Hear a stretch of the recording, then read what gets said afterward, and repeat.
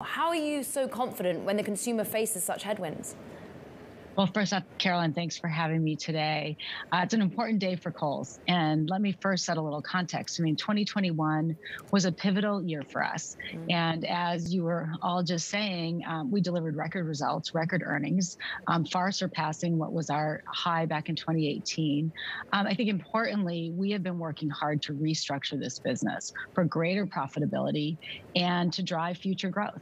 And we've brought in over the last year, not only like I said, restructuring for the margin side of things, but setting ourselves up for great growth going forward. And we introduced probably our most transformational partnership ever in Sephora, along with key new brands like Tommy Hilfiger. Our active business has been really strong.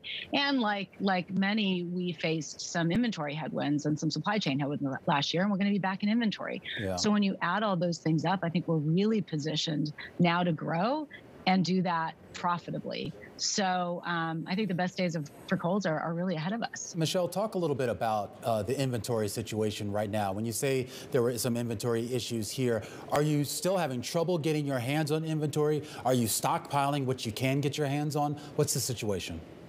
Yeah, it's a great question. So, it's something that we navigated all of last year, and it worsened in the fourth quarter, as we shared with investors this morning, and it cost us probably around 400 basis points based on our analysis.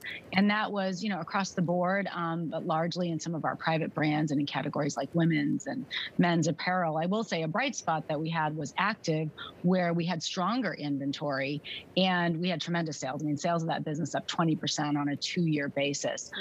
We have done a lot of course correcting on that. Back last fall, as we were navigating supply chain, again, we were doing the best we could for the balance of quarter, but we have long lead times. So we made sure to get in front of it for 2022. And as we guided to growth 2 to 3%, we have to have the merchandise to support that. So we added a bit more time to our lead time, even on top of what we had done for last year. And then secondly, we have a more ambitious plan. So the merchants are buying more goods. As we sit here today, our inventory is up. The fresh receipts are flowing. It's early days, but our confidence in the sales is reflected in that positive growth guide. What then do you tell activist investors who say that maybe the transformation is clear in margins in the bottom line, but not yet showing up in that top line? I say again, look at the health of our business. For sure on the restructure of the business, but the whole thing has to be healthy. And the team has done phenomenal work. And I think earlier, the question around navigating during these uncertain times, and I think the results we put up for the year demonstrate that this team can be agile and can deliver even on uncertain times. But kind of back to the question, we're positioned for growth.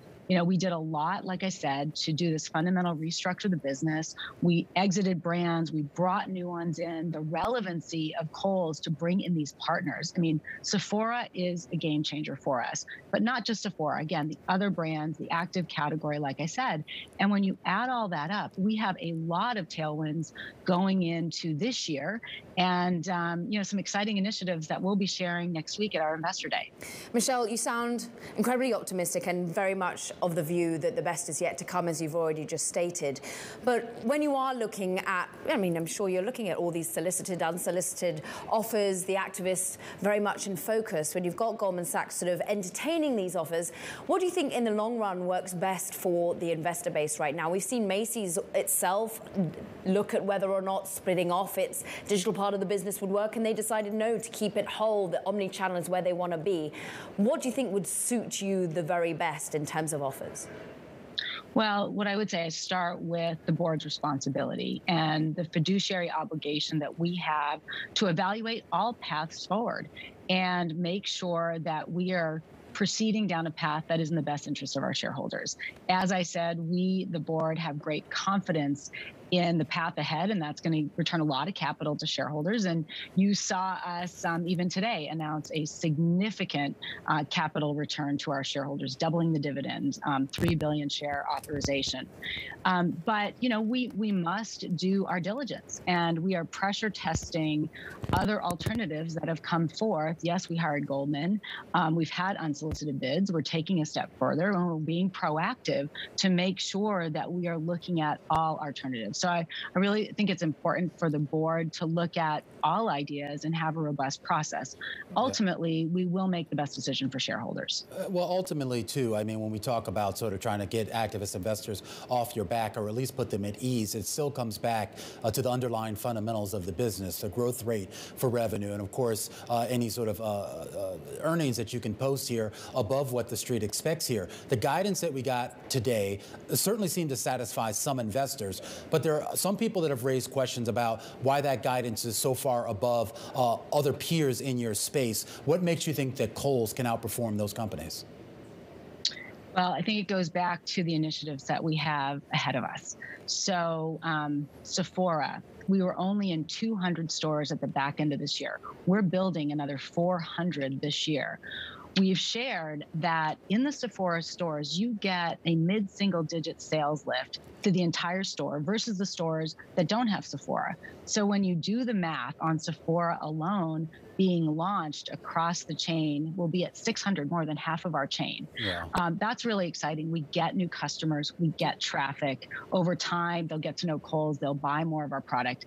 And then the other drivers that are working for us, active in the new brands. So we feel really confident that 2 to 3%, given the initiatives that we have and that we're going to be launching across the system. Any plans to maybe consider a similar project with another company with regards to in-store?